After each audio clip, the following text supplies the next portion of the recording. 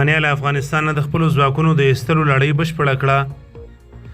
له افغانستان نه د بهرنیو ځواکونو د ایستلو په دوام د رومانیا هیواد ویلي چې له دغه هیواده د پوځیانو د ایستلو لړۍ بشپړه کړې ده. د روان کال په لومړیو کې رومانیا په افغانستان کې شاوخوا 600 عسکر لرل چې د رومانیا د حکومتي چارواکو په وینا وړه مشپه یې روسۍ ډله هم له افغانستانه ایستلې او اوس په افغانستان کې هیڅ کوم سرتیری نه لري. د رومانیا حکومت د ورکړو معلوماتو له مخې له 2002 کال راهیسې شاوخوا 20,000 عسکرو په افغانستان کې د ناټو ځواکونو په چوکاټ کې ماموریت ترسره کړی دی. د دوحې هوکړې پر بنسټ ډیری هیوادونو له افغانستان خپل ځواکونه ایستلي او لا هم دغه لړۍ روانه ده.